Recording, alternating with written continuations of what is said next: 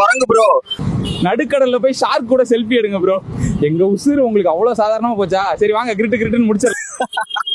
Guys, நானும் ராமும் நீங்க சொன்ன டாஸ்கை முடிக்க கடலுக்குள்ள போறோம். செத்துட்டா இந்த கமெண்ட்டை போட்ட பொட்டப்புள்ள தான் பொறுப்பு. நானும் ராமும்